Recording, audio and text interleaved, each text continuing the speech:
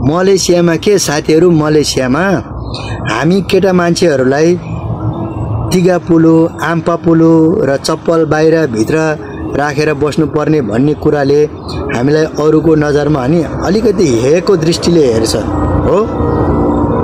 अनि यो हेर्नु न साथीहरू, यो के भएको के? अनि यस्तो भएपछि झन् हामी शङ्काको घेरामा भएन, बेइज्जतीको पात्र भएन। यिनीहरू को हुन्?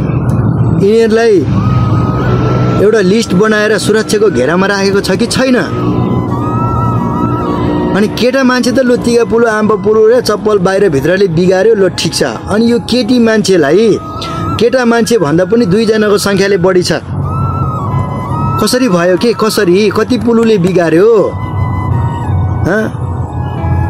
म देख्छु के महँगो महँगो मोबाइलहरू जो चाहिँ आइफोनको 17 प्रो म्याक्स, सामसङको नोट भन्नेहरू जो चाहिँ होइन 5,000 7,000 रिङ्गेट पर्छ।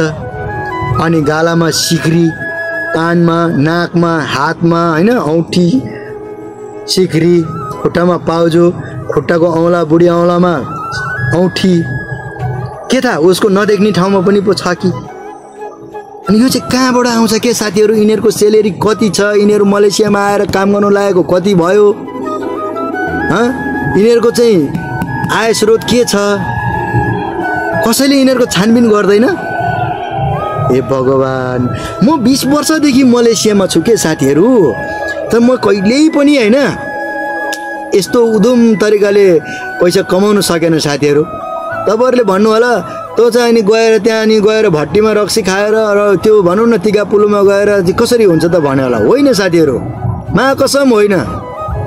जति नै सङ्घर्ष गरे नि कहिलेकाहीँ हो भन्दाखेरि टोटो काट्नु गएको चाहिँ हो, कहिलेकाहीँ यसो होइन 10-20 रुपियाँको टोटो काटेको चाहिँ हो, त्यो पनि लोभले, पैसा आउने लोभले। तर कहिल्यै पनि परेन यार हामीलाई त यार, न टोटो पर्छ न त के हुन्छ यार, कहीँ कसरी जोड्छ के? यो छानबिन हुनु पर्यो। यिनीहरूलाई कति पुलोले यसरी बिगार्यो? म त छक्क पर्छु साथीहरू। बदनामको पात्र बनायो। अब यिनीहरूलाई होइन मैले भनिहालेँ, एउटा चाहिँ लिस्ट बनाएर सुरक्षाको घेरामा राख्नु पर्यो को हो।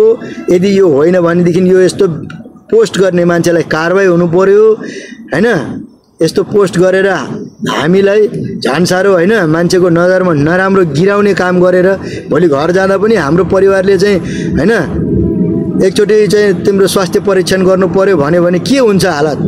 किनकि उसले यस्तो भिडियो देखेको छ, उसलाई टेन्सन छ, न कतै मेरो बुढापो हो कि न म कतै मेरो छोरा हो, मेरो न बाउ आमा को पो हो कि भन्ने हुन्छ नि, होइन साथीहरू? अवश्य पनि हो। त्यसैले यो चाहिँ छानबिन हुनु पर्यो भन्ने मेरो माग हो। तिनीहरूको नाम पत्ता लगाउनु पर्यो, ठेगाना पत्ता लगाउनु पर्यो, घर कहाँ हो सब कुरो देखाउनु पर्यो, गलतलाई गलत देखाउनु पर्यो। हामी अलिकति केही गर्दा चाहिँ हामीलाई होइन नराम्रो गर्ने, अनि मान्छेले यसरी नराम्रो गर्दा चाहिँ लुकाएर राख्यो भने नि यिनीहरूलाई को हो, यिनीहरूको धोबी हान्ने चाहिँ लालबहादुर छ। अब लालबहादुर त्यसै बस्दैन, पहिला पहिला जस्तो अरूको भिडियोमा लाइक कमेन्ट मात्रै गरेर बस्दैन। म आफ्नै भिडियो बनाउँछु, अब चाहिँ धोबी हान्छु साथीहरू। म मनमा लागेको कुरा सब बोल्छु अब।